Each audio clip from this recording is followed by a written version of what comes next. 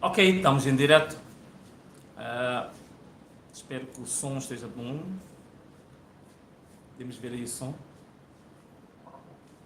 Podemos ver aí o som, se está bom. Muito bem, hoje essa primeira transmissão no YouTube, diretamente do YouTube. A primeira transmissão em direto que a gente faz no YouTube, não sei qual é que é a reação, como é que as coisas se manifestam no YouTube, mas ok. Estou a ver aí. Alguém está mandando um bom sinal a dizer que o som está perfeito. Nossa primeira transmissão em direto a partir do YouTube. Então, muito bem. Perfeito. É verdade que as pessoas preferem mais, ou acham-se mais acomodadas a estar em direto a partir do Facebook. Provavelmente hoje a gente não tenha tantas visualizações como os outros dias, mas quem já estiver em direto pode fazer uma coisa boa, que é partilhar o link para aqueles que não estejam ligados, não é? Então nós agora estamos aí com vejo aí 176 pessoas. Bom, no Facebook normalmente nesta altura já estávamos com 1000 pessoas, 1200 pessoas em direto, não é?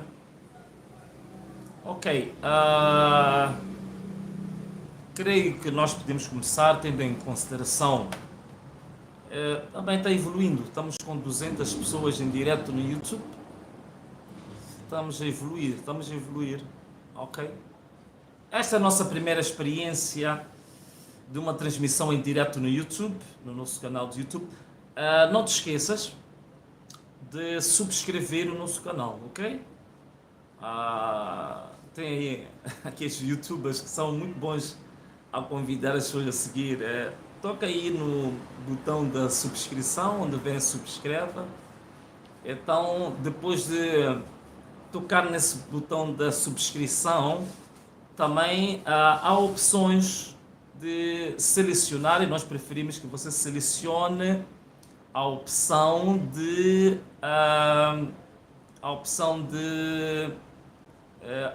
digamos, ser notificado de todos os vídeos que nós formos a transmitir no YouTube. Só para vocês terem uma ideia, nós agora estamos com cerca de 560 vídeos produzidos pela nossa equipa da VM7 Media no nosso canal de YouTube. Portanto, mesmo depois de ver esta live, eu aconselhava a visitar um pouco o conjunto de vídeos que nós temos. Portanto, já temos 506 vídeos, portanto, estamos a passos largos caminhando para 1000 vídeos. Portanto,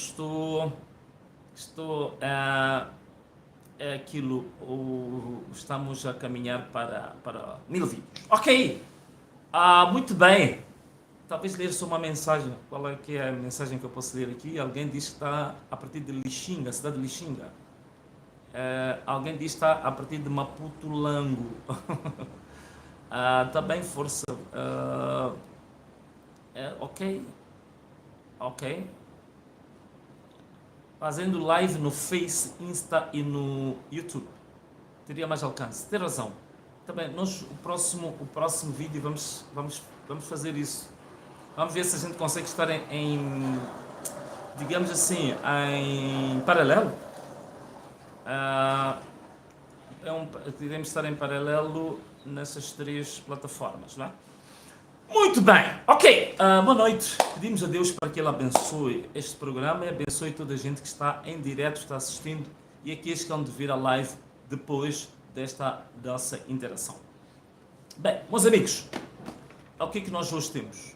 Há muitas perguntas que foram feitas e são perguntas naturais, compreensíveis, que nós, neste momento, na última sexta-feira, dia 15 de março, estivemos no Tribunal Judicial da cidade de Maputo, digamos, numa audiência judicial, uma audiência no tribunal, em que estávamos, digamos, tratando o caso, ou a providência cautelar, por mim apresentada, para, em relação ao conjunto de exonerações que estavam a ocorrer e que continuam, infelizmente, a ocorrer um pouco por todo o país, de delegados políticos distritais, delegados políticos provinciais e outros quadros séniores do partido em outras áreas, como os gabinetes eleitorais e por aí fora. Bom, isto aqui a propósito de um assunto simples, é que no dia 17 de janeiro de 2024, os órgãos que foram eleitos em 17 de janeiro de 2019, estes órgãos chegavam teórica e estatutariamente ao fim do seu mandato, porque está mais do que claro pelos estatutos do partido que o mandato dos órgãos eleitos é de 5 anos, é de apenas 5 anos.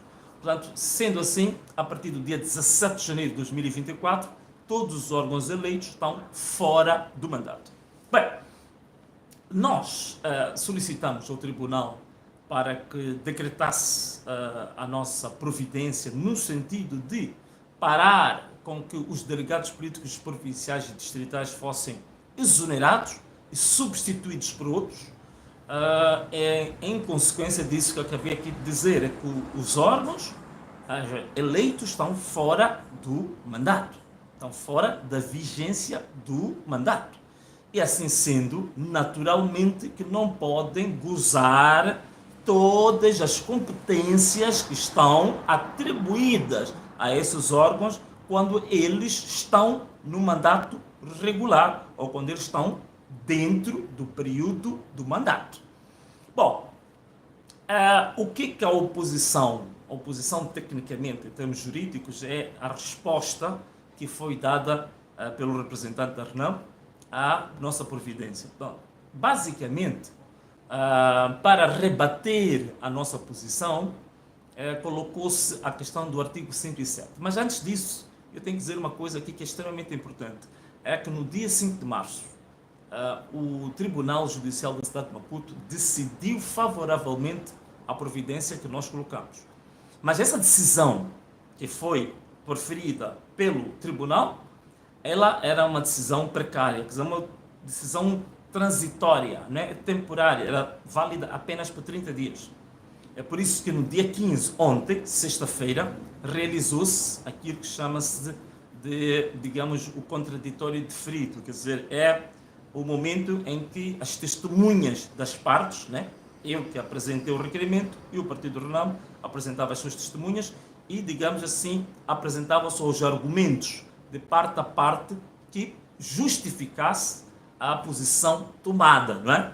Então nós já tomamos a posição que o Tribunal deve manter a providência no sentido de impedir que continue-se a exonerar delegados provinciais e delegados distritais, a RENAM, representada pelo seu mandatário, a dizer que devia-se suspender esta providência porque existe uma cláusula nos estatutos, que é o artigo 107, que dá poderes a um órgão que está fora do mandato de continuar a exercer as suas funções.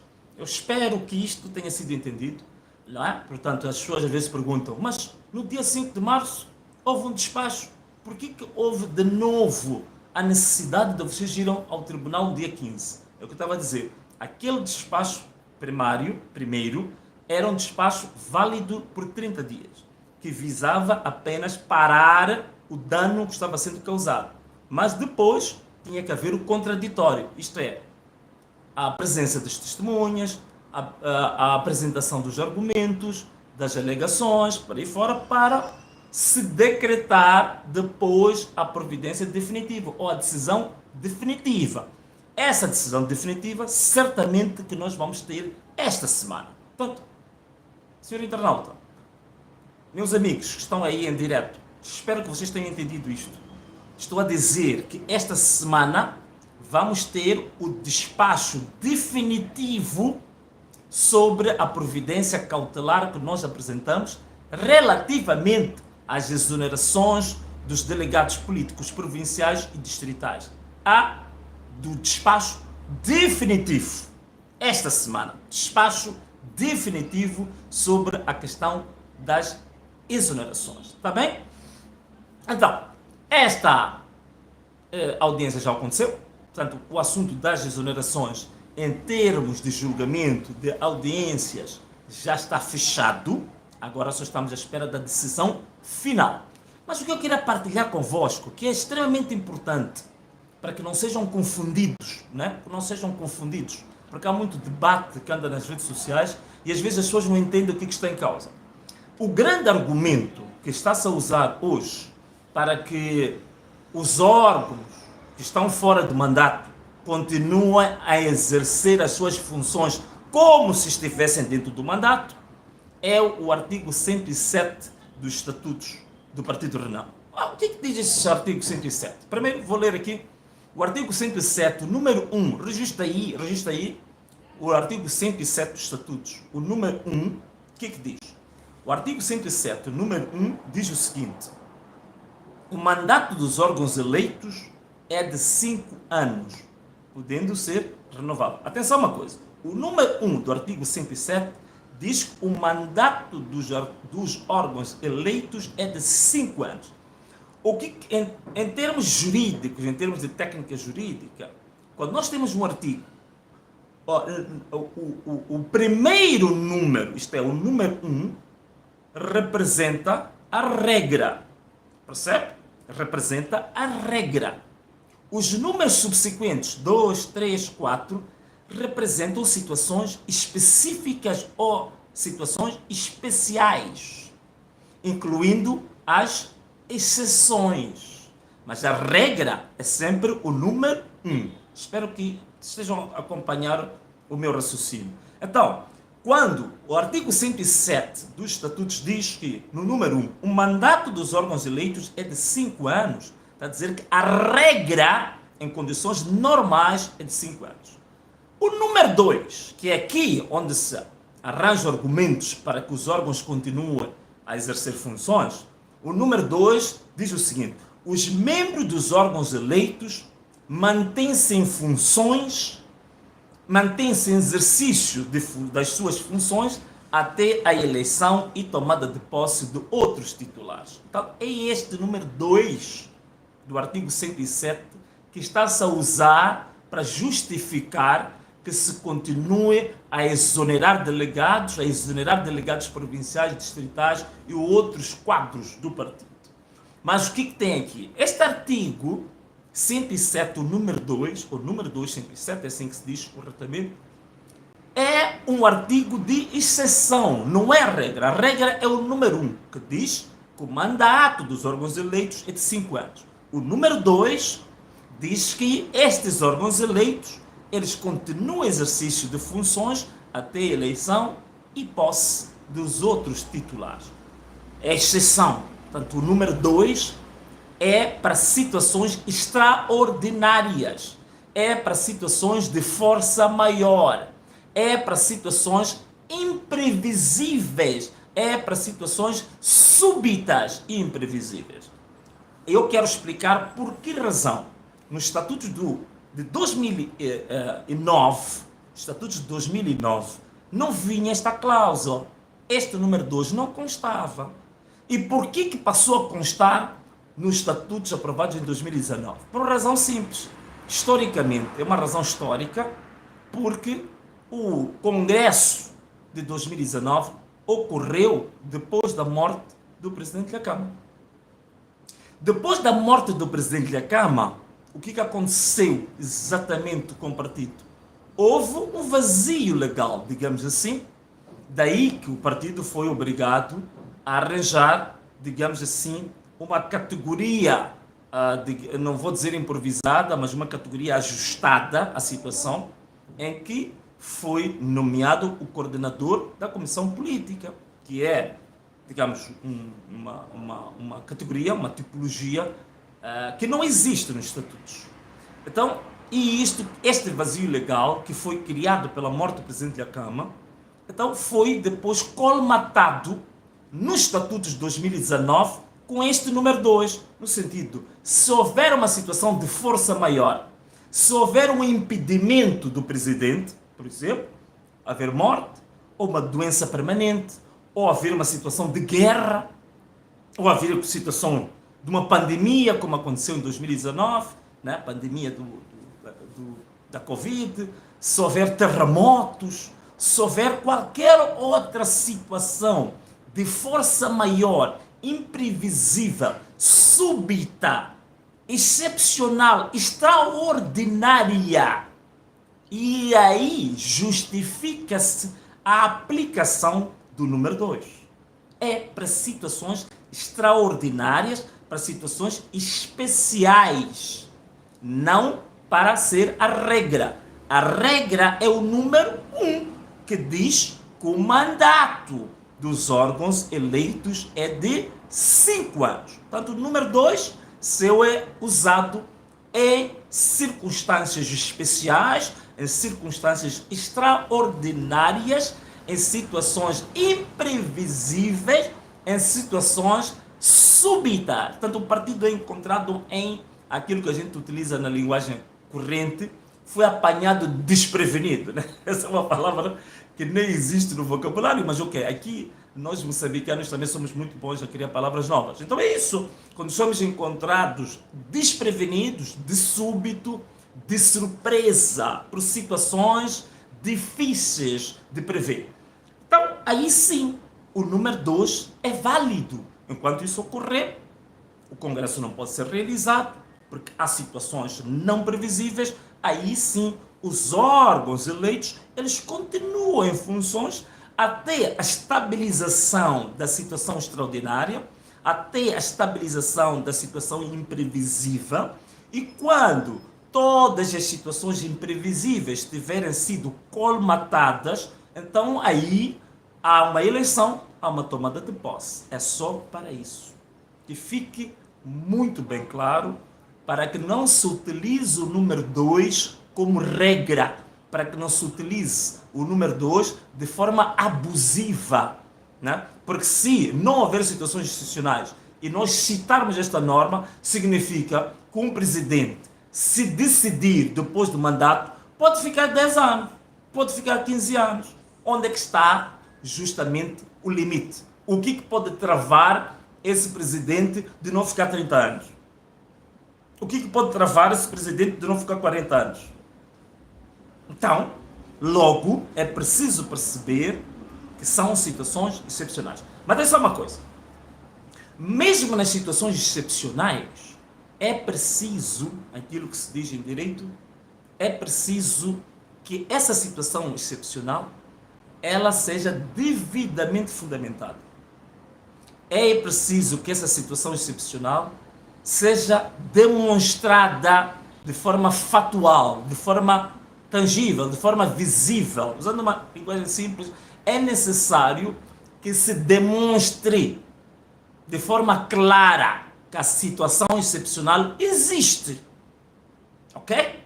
Por exemplo, se houver uma pandemia simples, tá? É preciso apenas haver um momento concreto, uma reunião extraordinária em que se vai apresentar a situação da pandemia e depois há uma decisão, há uma deliberação que vai visar com que a data previsível para o termo de mandato seja estendido até que a situação extraordinária seja resolvida.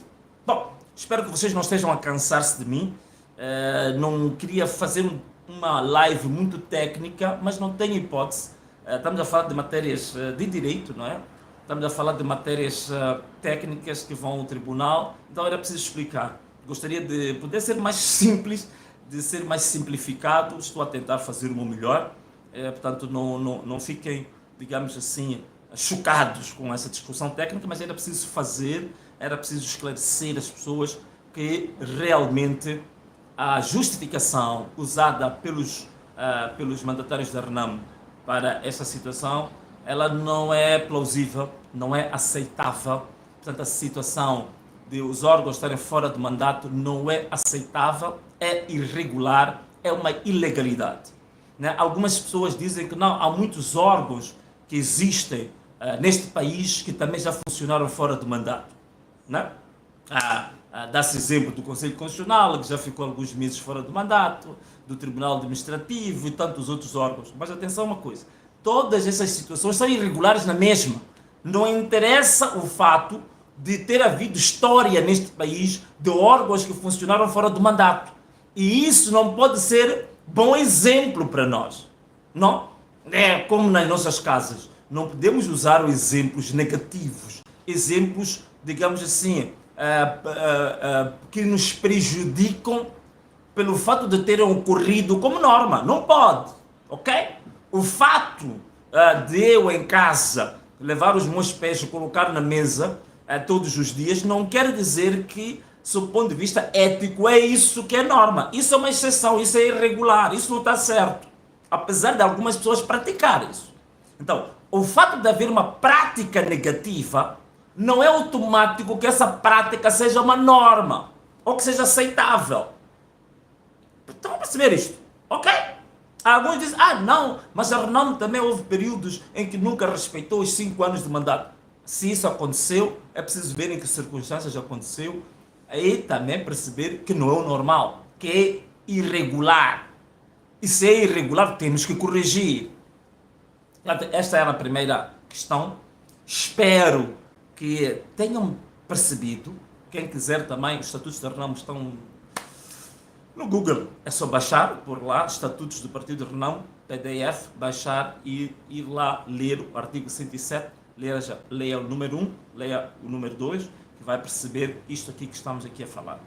Bom, há quem diz também que o Congresso não é realizado porque pode haver restrições financeiras, pode haver problemas de dinheiro, o partido pode ter problemas de dinheiro e por ter problemas de dinheiro, logo justifica-se a não realização do Congresso. Bom, aqui é preciso perceber uma coisa.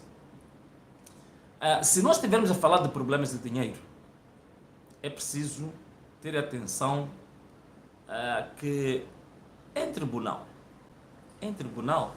todas as alegações, elas carecem de prova. Isto é, se eu chego e digo no tribunal, existe um despacho que me permite participar em lugar XY. A primeira coisa que o tribunal vai pedir é apresente esse despacho que você está a dizer que existe. O tribunal funciona com provas.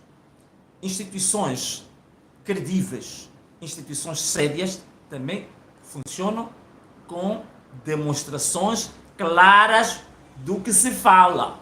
Portanto, tudo aquilo que se fala, tudo aquilo que se alega, tudo aquilo que se defende, deve ser provado, deve ser justificado, deve ser demonstrado.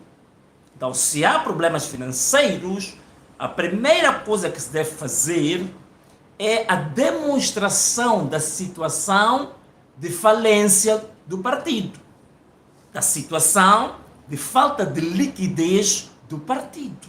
Então, tem que se demonstrar que o partido, nas suas contas bancárias, estão a zero.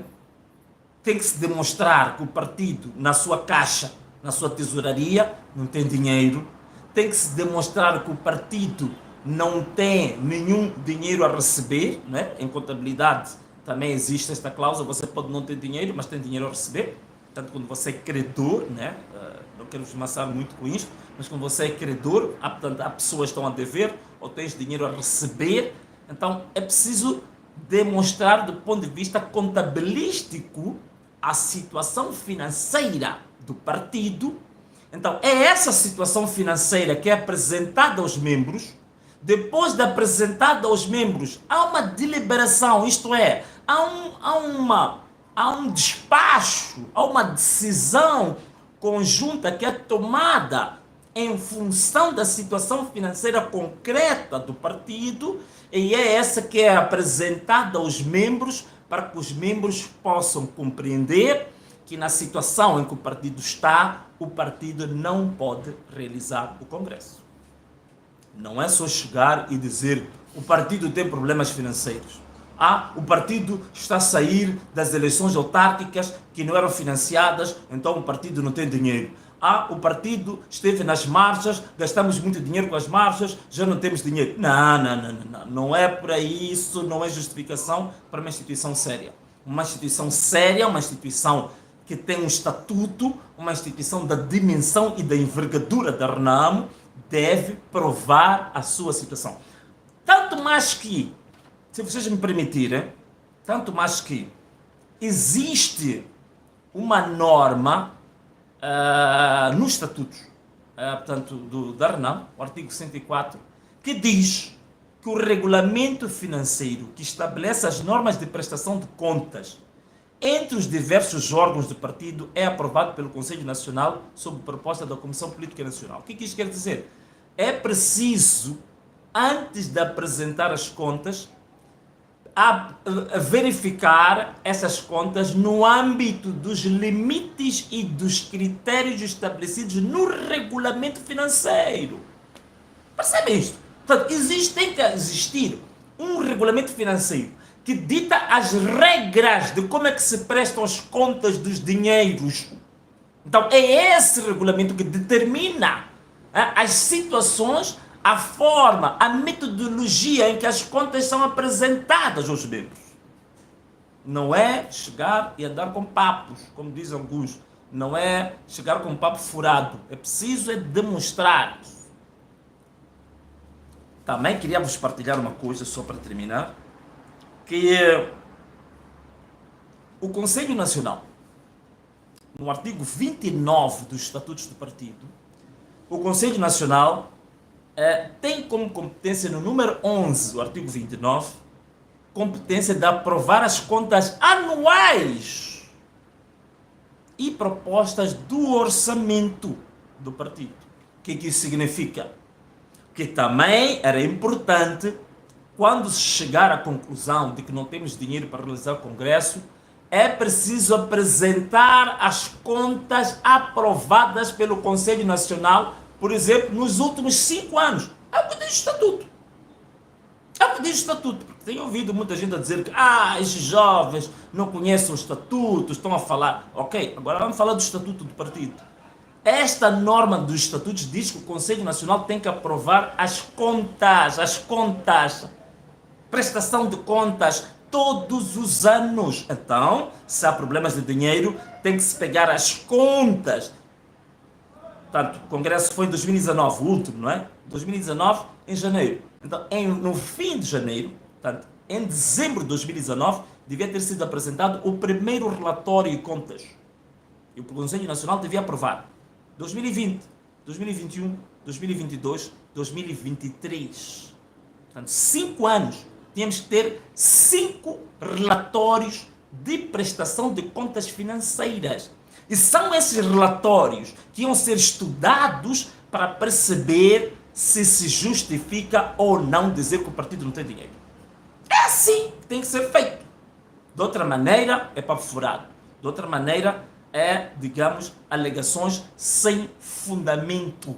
Sem fundamento. Portanto, isto é extremamente importante. E também queria dizer mais, ainda sobre qualquer tipo de alegação de que o partido não tem dinheiro, é preciso entender que mesmo que o partido não tenha dinheiro, é preciso que se demonstre que outras alternativas foram usadas sem sucesso. Quais é que são as alternativas? O partido pode não ter dinheiro, mas realizar o Congresso. Por exemplo, dá um exemplo. Nós soubemos pela entrevista do presidente, que foi pública, que o partido, por exemplo, recebe 5 milhões de meticais mês do gabinete. Simples. Se o partido não tem dinheiro, é simples. pode fazer um ofício ao próprio Ministério das Finanças a pedir uma exceção para que o título que vai receber no mês seguinte seja adiantado. Simples. Isso no Estado é feito. Nas instituições públicas é feita uma operação contabilística normal. Portanto, fazer esse adiantamento de fundos não há problema nenhum. Portanto, do valor que nós recebemos do Estado, podemos pedir o adiantamento de fundos para realizar o Congresso. Está aí uma alternativa. Outra alternativa, simples. O partido tem património, o partido tem credibilidade. Nós podemos nos aproximar a um banco, apresentando as fontes de rendimento que o partido tem e pedirmos um empréstimo de curto prazo. Pode ser um empréstimo de 6 meses, por exemplo, ou um empréstimo de 1 ano. Existem vários produtos nos bancos para isso. Há livranças em branco, há por aí fora, há descobertos, há contas correntes calcionadas. Há muitos produtos que não quero vos maçar com linguagem bancária também, mas existem mais de 10 produtos de empréstimos de curto prazo que podem ser disponibilizados aos partidos. E o partido, sendo um partido credível, sendo um partido com património, sendo um partido, digamos, com muita boa reputação, até a taxa de juro pode ser negociada por formas que seja uma taxa de juro mais baixa. Portanto, para realizar o seu congresso. Mais formas para o partido realizar o congresso? Simples. Existem dezenas de organizações que nós temos aqui dentro do país que apoiam a democracia. Não quero citar nomes para não pensar que estou aqui a privilegiá-las, mas existem, e nós sabemos, eu pelo menos conheço pelo menos umas 7 organizações que apoiam o reforço da democracia em Moçambique. Simples, apresentar um projeto e submeter o pedido de financiamento a essas organizações, que até é a fundo perdido, nem temos que pagar como faríamos num banco, qualquer coisa assim parecida. Então até preciso mostrar que se buscou essas alternativas. Outras formas, claro que existem, são inúmeras. Estou a dar aqui exemplo só de 3 maneiras de buscar dinheiro. São inúmeras formas de buscar dinheiro, infindáveis, portanto não terminam. Portanto, e isto feito num debate de quadros nacionais, logicamente que hão de aparecer muito mais ideias do que essas que eu apresentei aqui. Portanto, há várias formas. Nós também temos parceiros, por exemplo. Há parceiros, há ajudas, há patrocínios, há, digamos, pessoas de boa vontade que querem auxiliar o partido. A última que eu quero apresentar aqui, só para não descansar muito com isto, é, por exemplo, o próprio partido determinar um período em que os membros possam fazer depósitos concretos para ajudar o partido a realizar o congresso. E quanto é que custa para realizar um congresso? Eu, na minha opinião, não acredito que a realização de um congresso seja mais do que 2 milhões, 3 milhões de meticais. Não acredito que seja mais do que isso. Então, só com os valores que o partido recebe por mês, é muito superior a isso. Portanto, não há justificação com base em dinheiros. Então, vamos lá. Justificação com base em dinheiros está fora. Justificação com base no artigo 107, número 2. Estivemos aqui a explicar tecnicamente o que representa isso, também está fora. Justificação a partir de qualquer impedimento de força maior está fora, porque nunca ouvimos falar. Portanto, neste momento, todas as justificações que possam advir para a não realização do Congresso não procedem, são improcedentes. Não há justificação nenhuma para nós estarmos numa situação irregular, para nós estarmos sem realizar o Congresso. Portanto, esta é que eu queria deixar com clareza, aos telespectadores, aos internautas, aos membros da RENAMO, à sociedade civil, a todos que têm interesse em perceber o que está acontecendo com a RENAMO. Portanto, quero um resumo. Vou-te fazer um resumo simples. Primeiro, número 1, estive a falar da providência cautelar que tem a ver com as exonerações dos delegados políticos provinciais e distritais. Eu disse que no primeiro despacho provisório, que valia 30 dias, nós ganhamos a causa, portanto o tribunal deu-nos razão, e sexta-feira, ontem, foi feita a audição para o despacho definitivo, que há de sair provavelmente segunda, terça ou quarta-feira. Portanto, fica esclarecido o que vai acontecer com as exonerações. Depois, se o tribunal decidir manter o despacho das exonerações a nosso favor, o que vai acontecer? O que vai acontecer é que todos os delegados, todos que foram exonerados, voltam a ocupar os seus lugares. Ponto número 1. 2. Marcação da data do Congresso. Marcação da data do Congresso vai o julgamento acontecer na próxima sexta-feira, dia 22. Nós estaremos de novo no tribunal para apresentarmos testemunhas, argumentos, para o tribunal poder ter prova produzida, passa a repetição, para decidir sobre o pedido que nós apresentamos. Qual é o pedido que nós apresentamos? Nós, no pedido, solicitamos que o tribunal decida a favor da marcação da data do Congresso num prazo não superior a 10 dias. 10 dias. Atenção, estou a falar de convocar o Congresso num prazo não superior a 10 dias. Portanto, se nós temos audição no dia 22, que é quinta-feira, vamos supor que o tribunal leve por aí uns 7 dias a decidir, portanto, até o final do mês de março, significa que se a nossa pretensão passar, então até dia 10 de abril, deve acontecer o Congresso. Portanto, a data que está-se a supor acontecer o Conselho Nacional deve ser a data para acontecer o Congresso.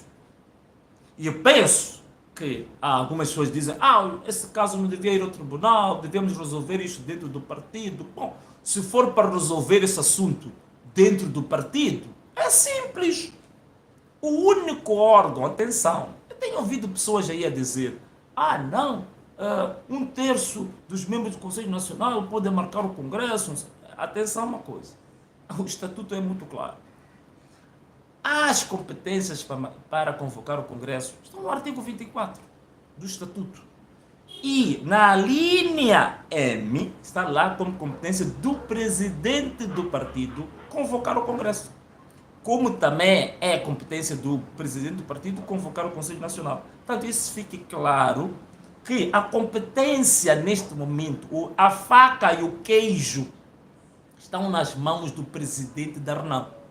Ele é que tem competência estatutária de convocar o Congresso. E não existe nada nos estatutos que diga que o presidente, para convocar o Congresso, tem que ouvir os órgãos, tem que criar... São reuniões que só vamos desperdiçar dinheiro. Portanto, na minha opinião, não há necessidade nenhuma de se convocar o Conselho Nacional. Se o partido tem limitações de várias ordens, logísticas, financeiras, é só fazer um bypass. Um corta-mato. Então, deixa de se convocar o Conselho Nacional, convoca-se imediatamente o Congresso. Ponto final, basta, acabou. Estaríamos em paz. Estaríamos agora aqui muito bem afinados e coordenados. É só convocar o Congresso diretamente, bypass. Isso, o próprio Estatuto sustenta esse tipo de decisão. Portanto, o presidente tem todas as competências de o fazer. E podemos acabar com esta história toda. Neste momento, estamos no tribunal, estamos ali, argumentos por aí fora. Portanto, pode-se fazer isso. Portanto, há pessoas que dizem, mas não há formas do partido resolver esse assunto dentro do partido e não ir ao tribunal. Claro, está aqui, já disse, simples. É só usar o estatuto. O presidente pega no estatuto, artigo 24, a linha M. Pega nisto, diz ao abrigo da linha M, artigo 24, eu, presidente do partido, convoco o Congresso para o dia 10 de abril de 2024.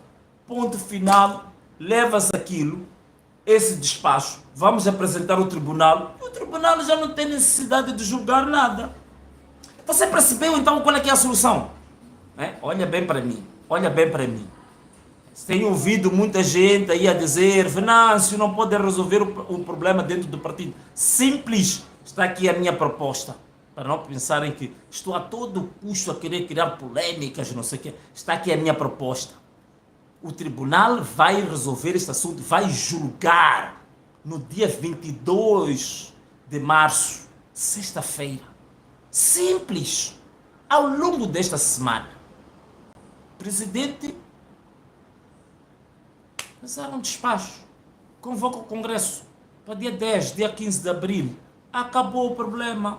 O tribunal dispensa-se de julgar este caso e está tudo resolvido. Não é nada, não há problema nenhum. Ficamos todos nós felizes. E ponto final, basta, problema resolvido. Ok?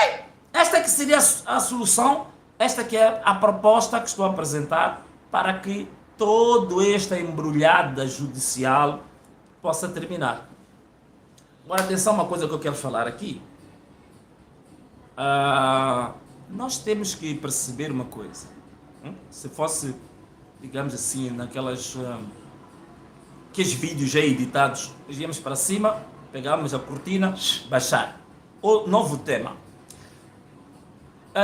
Tenho ouvido pessoas a dizer que o Venâncio devia ter esgotado. Portanto, vamos terminar o programa às 22 e ponto, estão quase para as 22, portanto, para não vos prolongar muito, mas só queria partilhar com isso. O Venâncio devia ter esgotado o assunto dentro dos órgãos do partido e não ir ao tribunal. E isto é muito grave. Escuta bem, caro amigo, meu caro seguidor, internauta que está agora a olhar para mim, olha com muita atenção. Abre bem os teus ouvidos para ouvir o que vou dizer. Isto é perigosíssimo. Isto é muito perigoso para um Estado de Direito democrático. Aparentemente, sob o ponto de vista ético, soa bem, parece uma coisa bonita, parece uma coisa boa. Mas sob o ponto de vista democrático é grave isto. É grave por quê? Por uma razão simples. A Constituição da República de Moçambique diz que o cidadão, para salvaguardar os seus direitos, deve procurar os tribunais. Os tribunais foram feitos, os tribunais são pagos, os tribunais têm um orçamento do Estado anual, especificamente para salvaguardar os direitos dos cidadãos. É garantido direito aos tribunais de forma gratuita, direta e sem nenhum impedimento. E num Estado normal, os órgãos por excelência para dirimir questão de salvaguardar direitos são os tribunais. Não existe nenhum outro órgão que se compara a isso.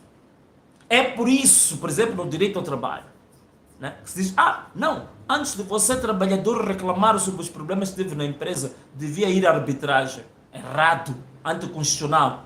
O trabalhador se sentir à vontade, ir diretamente ao tribunal, que vá, porque o tribunal é a instância mais habilitada, mais qualificada para dizer que entre duas partes em conflito, qual delas é que tem razão. Não é um órgão interno do partido, a gente sabe muito bem. As regras de um partido quais são? As regras de um partido é quem manda é o chefe, ponto final. Por exemplo, nós na Renamo, o Conselho Nacional de Jurisdição, quem é um chefe? É o presidente. Então, como é que eu vou ter com o Conselho Nacional de Jurisdição para apresentar uma queixa contra o presidente? Como é que vocês acham que vai ser a decisão? Até no partido de Frelimo aconteceu a mesma coisa. O Samito, o Samora Machel Júnior, fez uma grande exposição contra o presidente do partido. Deu o quê? Deu zero, não deu nada. Porque apresentou num órgão do partido que é dependente diretamente do inquirido ou da pessoa a quem aquela queixa visava. Como é que você espera ter justiça aí? Como é que você espera ter justiça aí?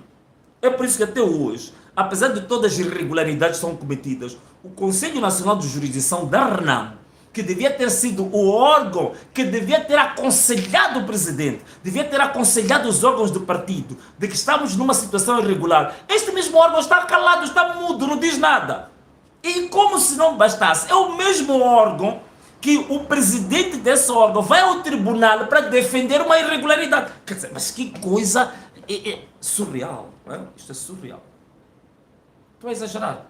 Escreve lá uma mensagem e diga lá se estou a exagerar ou não. Mas ok, é isto que eu queria explicar aqui. O presidente do Conselho Nacional de Jurisdição da Renamo vai ao tribunal defender a manutenção da irregularidade. Então, é nesse órgão que eu devia apresentar a minha queixa no partido. Faz sentido isso? Faz sentido? Não, tem que ir ao tribunal. Porque no tribunal, o presidente do Conselho Jurisdicional da Renamo está em igualdade comigo. Ninguém é superior. O juiz é que decide. O juiz ouve o Venâncio, o juiz ouve a contraparte. E o juiz diz, a lei, o que diz? Mediante a lei, mediante a consciência, o juiz toma a decisão. É melhor caminho. Dentro do partido estaríamos nos a guerrear. Dentro do partido estaríamos nos a arranhar uns aos outros. Portanto, acabem com isso. Na República de Moçambique, o acesso aos tribunais é gratuito, é direto e é constitucional. Portanto, você começa a dizer que isso tem que ser resolvido dentro do partido. Isso é matar a importância dos tribunais. É você estar a dizer que os tribunais são incompetentes, que os tribunais são desnecessários, que os tribunais são dispensáveis. Não. Montou-se os tribunais para garantir os direitos. E eu espero que nós estejamos a contribuir para a história democrática deste país. Para que nas próximas etapas, partidos políticos em Moçambique, Frelimo, Renamo, MDM, PAUMO, PIMO, Nova Democracia, seja lá qual for o partido, deve-se usar os tribunais sim, porque há muitos membros nestes partidos que ficam lá por direitos violados, não podem falar, estão todos calados, estão todos humilhados, estão injustiçados, estão a haver irregularidades, estão todos caladinhos. E é todos os partidos em Moçambique. Todos os partidos agirem da mesma maneira. E que ninguém recorre ao tribunal. É a primeira vez que está acontecendo? Sim! Então ainda bem, estamos a contribuir. Estamos a contribuir porque temos certeza que depois deste caso, a democracia em Moçambique não vai ser a mesma. Então é um contributo que nós estamos a dar. Vão te matar. Opa, que matem. Qual é o problema? Vale a pena morrer a defender justiça? Vale a pena morrer a defender legalidade? Vale a pena morrer a defender os injustiçados? Vale a pena morrer a defender cidadania? Vale a pena morrer a defender a Constituição? Porque essa é uma morte digna. Essa é uma morte gratificante. Essa é uma morte divinamente aceita. Ao invés de eu morrer por defender a burla, ao invés de eu morrer a defender a ilegalidade, ao invés de eu morrer a defender a fraude. Portanto, não há problema nenhum. Se quiserem matar, há muitas ameaças aí. Já viram agora, por exemplo, o caso que aconteceu na ilha de Moçambique? Que o antigo presidente da Assembleia Municipal por parte da Renamo, só porque quis demonstrar uma livre expressão, quis gozar da sua liberdade de expressão, o homem foi sequestrado, foi torturado, foi obrigado a fazer declarações contra a sua própria consciência. E há vídeos sobre isso. Então é isto que digamos assim, que é esgotar o debate interno. Como é que vamos ter debate interno para esgotar os problemas internos da Renamo quando alguém manifesta-se livremente, é torturado, é sequestrado? Em matéria de direito chama-se cárcere privado e tortura. Aquele caso que anda viral agora nas redes, onde estão lá 3 jagunços a torturar um homem com mais de 70 anos de idade. E o homem foi hospitalizado, esteve internado. Este aqui é um país normal? É exatamente esta Renamo que nós queremos? Esta Renamo do futuro que nós queremos? É esta Renamo que trouxe a democracia de verdade? É esta Renamo que foi ao mato para lutar contra o chibalo, contra a chicotada, contra a palmatória, contra as guias de marcha, contra a falta de liberdade política, contra a falta de liberdade de expressão, contra a falta de liberdade de imprensa?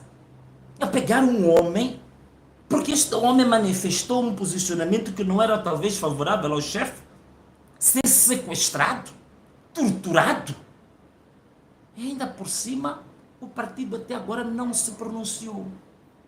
O porta-voz do partido, Dr. Manteigas, que apressa-se bastante para ir defender ilegalidades, para ir defender mandatos fora de vigência, mandatos, digamos, expirados, ainda chamar um conjunto de nomes às outras pessoas, não se pronuncia sobre esta questão que está viralizada, em que o nome do partido está em causa. Porque aqueles indivíduos estão a torturar um homem, a dizer que estão a torturar em nome do partido. Então, Temos que esclarecer isso. Quem é do partido que mandou aqueles jagunços torturarem um senhor de mais de 70 anos, sequestrarem, colocarem em cárcere privado? Quem são essas pessoas?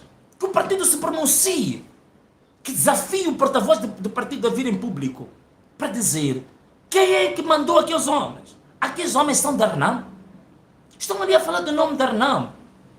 Estão a falar em nome da Renam. Aqueles jagunços, aqueles criminosos, aqueles raptores, sequestradores, assassinos, estavam a falar em nome do partido. O partido é que os enviou. O partido não tem nada a dizer sobre isso. O partido não tem nada a dizer sobre isso. Não, isso fica aqui. Mas também eu chamo a atenção à Procuradora-Geral da República. Não precisamos do impulso. Não é necessário que alguém denuncie. A denúncia está aí. Está pública. O vídeo está a andar em tudo que é lugar. Viralizou o vídeo. Qual é que é o posicionamento da Procuradora-Geral da República? Qual é o posicionamento? Vão deixar aquilo. Aquilo é tortura. Aquilo é semelhante ao que estão a fazer os insurgentes. Então, dentro da Renamo também nós temos esquadrões da morte. Dentro da Renamo temos criminosos. Dentro da Renamo temos insurgentes. Dentro da Renamo nós temos terroristas. Torturar um senhor de mais de 70 anos de idade daquela forma, sequestrá-lo. Não, isto tem a haver um pronunciamento. Então, é este tipo de Renamo que nós não queremos. É este tipo de Renamo que nós estamos a lutar para purificar. Isto não queremos. Então, tenho ouvido pessoas a dizer que a Renamo tem história, a Renamo vem do sangue, a Renamo vem da guerra, a Renamo... Meu Deus! Sabe, eu quando fui ter com o presidente Afonso de Lhakama, na Serra da Gorongosa, em setembro de 2017, que eu estive com ele lá, dias e dias que eu fiquei na Serra da Gorongosa, ainda havia tiros. Uma das coisas que o presidente de Lhakama me disse foi o seguinte, eu agora partilho com vós. Ele disse, olha, Venâncio, você não olha para mim dessa maneira. Nós não andamos a cortar cabeças das pessoas porque nós gostamos de matar. Nós não cortamos as cabeças das pessoas porque nós somos assassinos. Nós não cortamos, não andamos a disparar e a colocar minas porque nós gostamos de destruir. Nós estamos a lutar por uma causa em que não vimos nenhuma outra alternativa senão usar as armas. Mas o nosso desejo... Presta atenção. Olha bem para mim. Vou te dar um tempo. Um segundo. Para olhares bem para mim, porque o que eu vou dizer é importante. Olha bem para mim. Estica bem os teus ouvidos com aquilo que vou dizer. Atenção uma coisa. Cara mim. Olha nos meus olhos. O presidente da Câmara disse-me assim, Venâncio, nós não disparamos, nós não usamos bombas, nós não cortamos nenhuma cabeça porque nós somos assassinos, nós não cortamos nenhuma cabeça porque nós gostamos de disparar, nós não temos prazer em usar armas. As armas foram o último recurso que nós utilizamos para uma reivindicação da liberdade dos moçambicanos, para obrigar ao regime a aceitar um Estado democrático, um sistema democrático. O nosso objetivo, Venâncio, olha, são palavras do presidente Afonso de Lhakama. Estou-vos a dizer isto em primeira mão, conversa que eu tive com Afonso de Lhakama. A dizer-me que, Venâncio, o nosso objetivo é lutar pelas liberdades. O nosso objetivo é lutar por um sistema democrático. O nosso objetivo é termos debate político, liberdade de opiniões. Diversidade de opiniões, é termos liberdade da imprensa, é termos liberdade econômica, que qualquer pessoa possa fazer o seu negócio sem pagar 5% a ninguém, qualquer pessoa possa ter o seu pequeno empreendimento econômico à vontade, sem ser perseguido. É isso que nós queremos. As armas foram um instrumento. O que nós queremos é uma democracia plena. Atenção. E hoje há pessoas a dizerem, o Venâncio não combatiu. Porque o Venâncio não esteve nas matas. Porque o Venâncio é novo. Não é o que defendia o presidente Afonso de Lhakama. Digo-vos agora para a vossa surpresa, não é o que defendia o presidente Afonso de Lhakama. É por isso que ele insistiu, durante quase 9 anos que nós falávamos ao telefone, que ele dizia, Venâncio, tu tens que vir à Serra da Gorongosa, eu quero falar contigo. E eu estive na Serra da Gorongosa e eu ouvi isto dele. É isto que me eletrizou.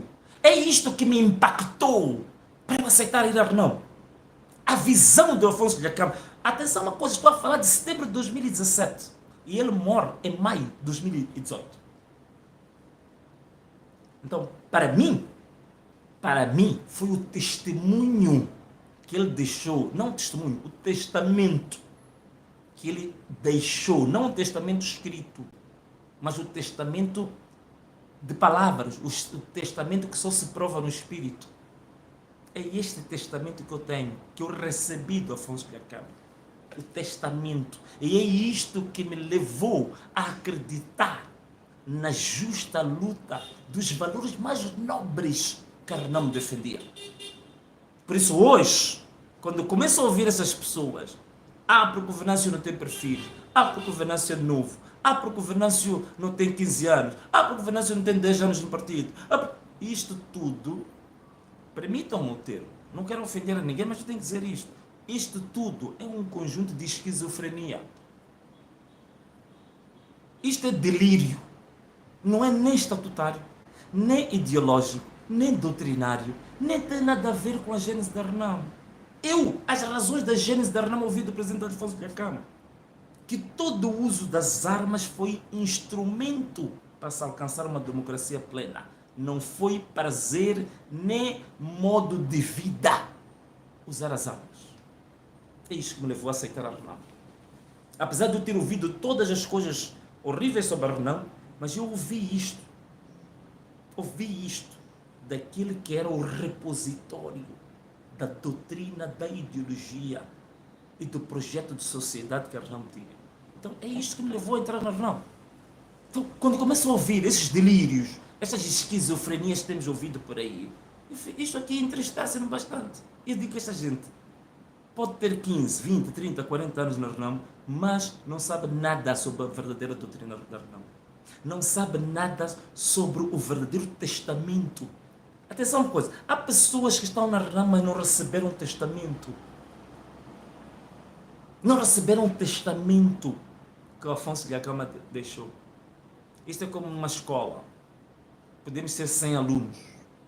Haver um aluno que está desde o primeiro ano e haver um aluno que entrou apenas em 10 dias antes do professor sair da sala e sair da escola, e em 10 dias aprender muito mais do que um que esteve há 5 anos com o mesmo professor. Quem foi estudante sabe disto. Eu posso estar, por exemplo, na igreja, posso ficar 40 anos na igreja e não aprender absolutamente nada dos valores cristãos, dos valores espirituais ou dos valores islâmicos, né? Só para não discriminar. Você pode estar 40 anos, mas não aprender nada sobre Deus, não aprender nada sobre fé, não aprender nada sobre valores divinos. E aparecer alguém, em 2 meses, aprender tudo. É o que aconteceu, por exemplo, se aqueles são cristãos, me permitam fazer essa comparação, foi o que aconteceu, por exemplo, com os 12 discípulos que andaram com Jesus.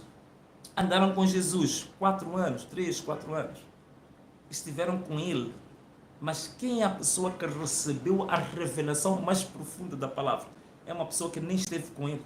O apóstolo Paulo não conheceu Jesus fisicamente, mas é o homem que trouxe as maiores revelações da doutrina cristã.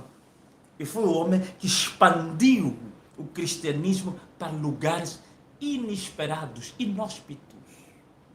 Levou a doutrina cristã para lugares, digamos, inimagináveis. Então é isto que acontece também na política. É por isso que você pode ter alguém que diz que é formado em Direito, e a gente já viu muitos que dizem que são formados em Direito, mas não tem um pensamento jurídico. Porque uma coisa é você ser formado em Direito, ter licenciatura em Direito, ter papel, ter diploma, de que você é formado em Direito, mas não ter o pensamento do Direito, não ter a filosofia do Direito. É por isso que alguns é formado em filosofia, mas não é filósofo. Foi estudar a filosofia, terminou, mas não tem um pensamento filosófico. Alguns vão formar-se em psicologia, mas não é psicólogo. Porque ser psicólogo, ser filósofo, não é uma questão meramente formal do papel. É um estado de espírito. É uma forma de pensar, de raciocinar. A forma como a cabeça, digamos, absorve os elementos à volta e os processa internamente. Ok? Então é isso que eu queria terminar. Né? Então esta que é a guerra que nós estamos a ter. Nós queremos uma Renamo moderna. Nós queremos uma Renamo aberta. Queremos uma Renamo democrática. Queremos uma Renamo que não interessa esta história de quando é que você chegou, quando é que você não chegou. Não interessa isso. O que interessa é que tipo de contributo que você vem para dar.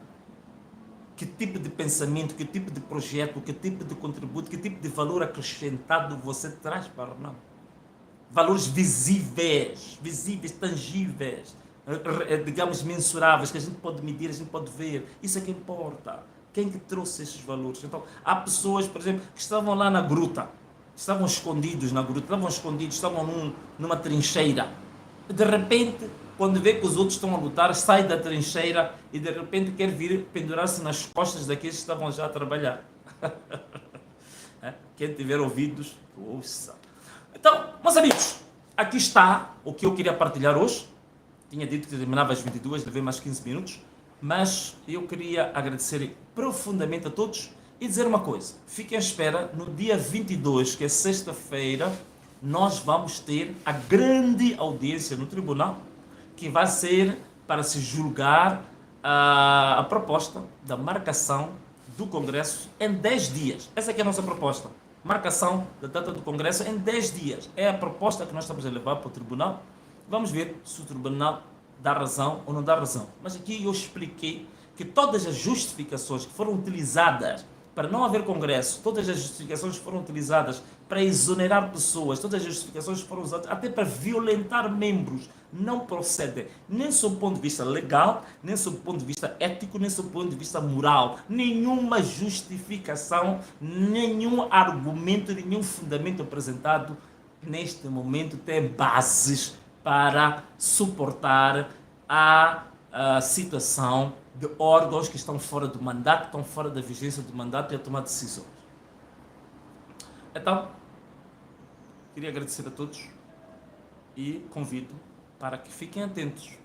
Ao longo desta semana vamos receber o despacho definitivo sobre as exonerações, que é a primeira providência, e na sexta-feira vai haver o grande julgamento da marcação do Congresso no Tribunal Judicial da cidade de Maputo.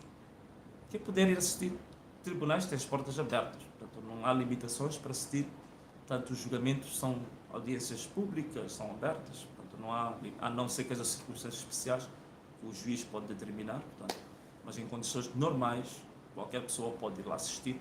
Sexta-feira, dia 22, vamos assistir o julgamento para a marcação da data do Congresso. Eu espero que tenha sido suficientemente esclarecedor, tenha sido suficientemente útil para as grandes dúvidas que as pessoas tinham.